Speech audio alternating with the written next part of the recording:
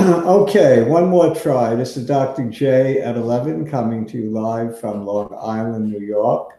Good to see you all again on a day where the Dow Jones Industrial Average can't figure out whether to go up, down, or sideways, which has been the case for the entire Dow for the last month or so.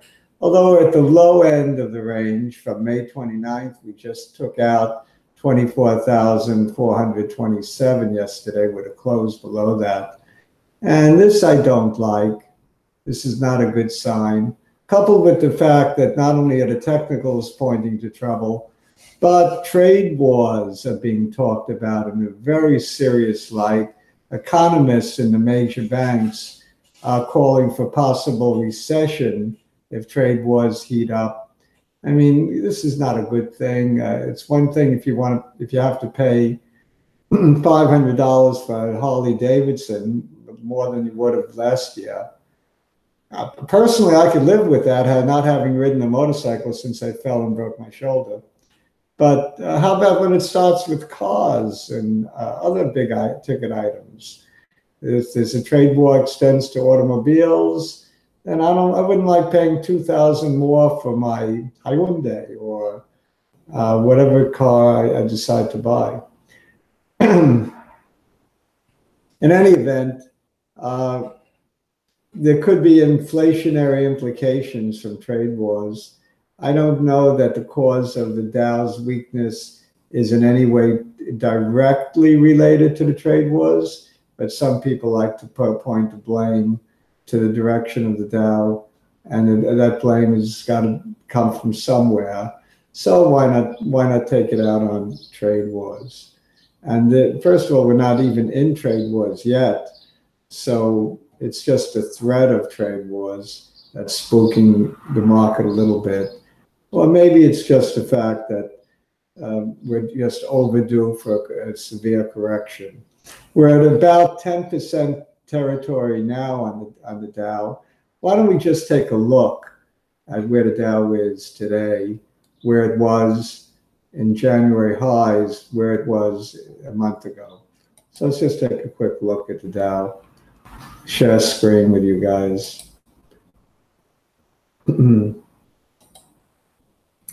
Okay, here we go. I have a chart year to date of the Dow Jones Industrial Average.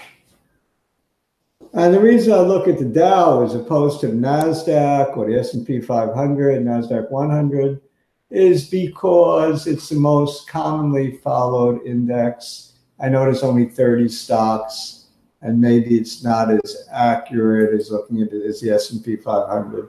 But I think it has the most psychological impact on the average Joe, so to speak. Is there still such a thing as an average Joe? I don't know what an average Joe is. Maybe you average Paul, Joe, and Mo, and you get Joe. Something like that, I guess. But the average Joe knows from the Dow. They say, how did the Dow do today? The Dow is up 50 points. The Dow is up 500 points. The Dow is down 500 points. Nobody says, how did the S&P 500 do today? Well, some people might, but not the average Joe, whoever he is, or she may be. The average Jane, I guess. Okay, so anyway, you see that so far today we have a small greenish candle forming. That doesn't mean that the Dow is up on the day. In fact, the Dow is down $4.30 as of now, according to this chart. And the reason you see it as a green candle is because it opened up lower. So the color of the candle represents the movement from the open to the close, or the open to where we're trading now, not the overall gain or loss that the Dow may be suffering or gaining. So it doesn't reflect the fact that the Dow, you can have a green candle even though the Dow is down on the day, which where if the Dow stayed exactly at 24,113 where it is now, that's what would happen. You'd have a small green candle on a down day.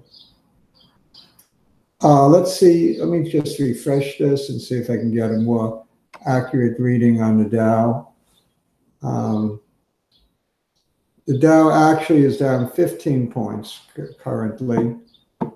And let's see if I refresh, if I get that. Yep. So I had to refresh my screen in order to see that recent movement. And notice the Dow, the candle is showing down 3.3%. I don't know what that is. Dow is only down 0.07%. So in any event, it's still green, even though we're down 15 points or more. Okay, so why is this level so meaningful? I keep talking about the May 29th low, which was a higher low than the low put in on 5/3/2018. That low was 23,531 on 5/3. So 23,000. Wait a second. The low on 5/3, 23,531. On 5/29, there was a higher low of 24,247. So this is clearly an uptrend, and you can draw a line connecting these two lows, and we have a trend line. You can draw trend lines between any couple of points, and that's one of the reasons I don't like trend lines. You know, some people might say, oh, let's draw the trend line from this low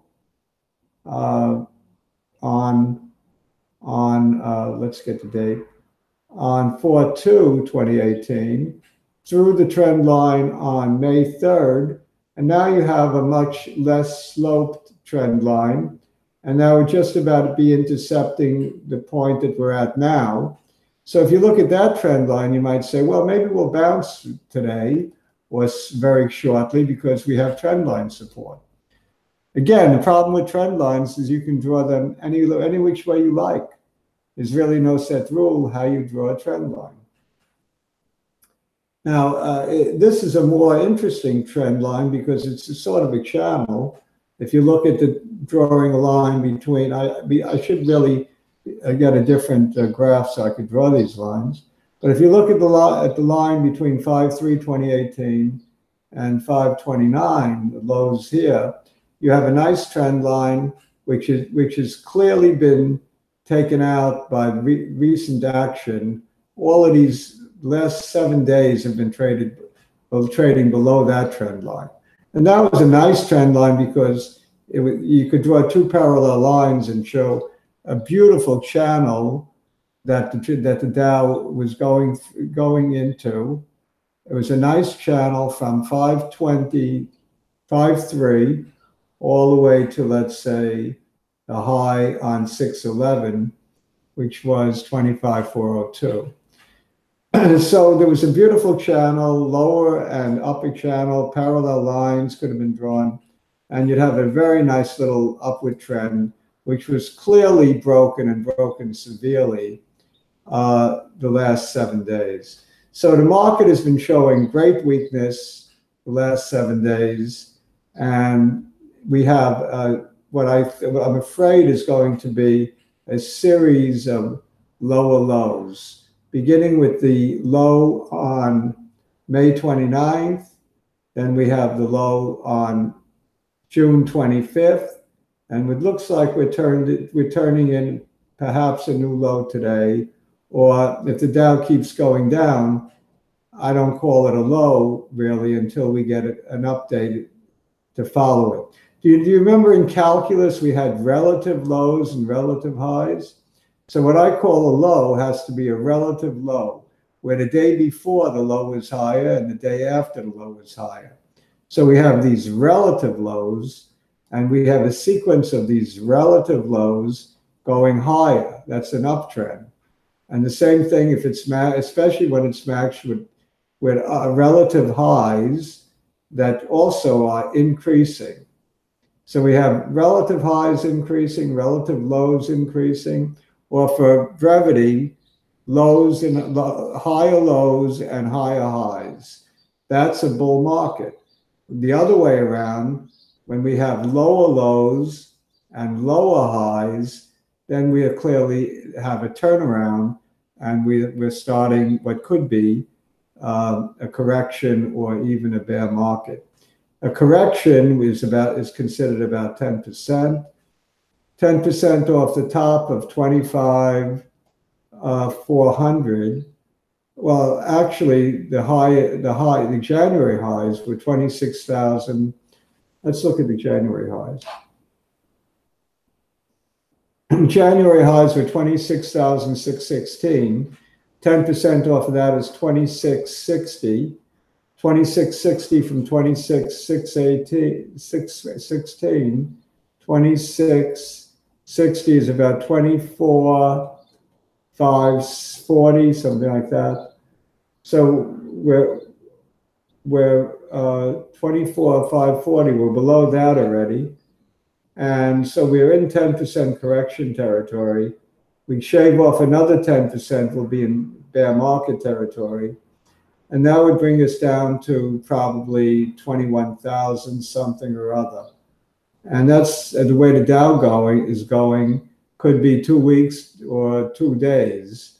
You never know with the Dow. It could accelerate to the downside very, very quickly. An exogenous event could cause this, or just traders all deciding at the same time to head for the exits for whatever reason. So you got to be a little bit careful about your money and what you do with your money in the short term. A lot of traders up here in January, when we were at 26,616, were wishing for that 10% pullback so that they could add. And this has been a formula that's been working for the last 10 years. Buy the dips and sell the rips. Well, a good dip is 10%. We haven't had too many of them. So those traders who are of that conviction would be buying right in here. However, what happens to these traders is when you finally get the 10% correction, then they want more. They say, well, maybe another 5%, or maybe another 8%. So it's very tough to be a market timer. You have to have the courage of your convictions, but at the same time, you have to constantly reassess along the way. So my assessment is that we're in a situation where the market is turned as of 6/11, and whether this will be a short downtrend or a long downtrend is still unclear. But I think it's very strongly that if the May 3rd low of 23,531 is taken out, then you only have one more low of major consequence, 4/2, of 23,344.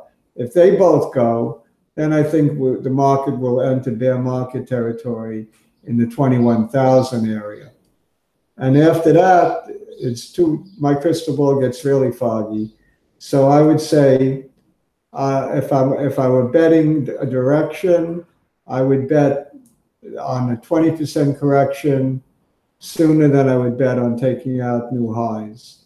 So in my estimation, we're more likely to enter bear market territory than to go back into a strong bull market and take out the 26,616 set back in January. So I don't want anybody to get too upset based on my forecast, because everything is mathematical, everything is odds. When I say more likely, the question is how much more likely. My estimation, probably 60-40, at least. So you have a probably a even stronger, probably a 2 out of 3 chance that we enter bear market territory versus taking out the new highs. 2 to 1 shot. That's I think pretty fair. So I think we're twice as likely that the next move down of 2,500 points will be to the downside, as opposed to moving up 2,500 points and testing the old highs. That's my assessment at this point. We're 2 to 1 favorite of entering bear market territory. And again, there's no sure things in the market.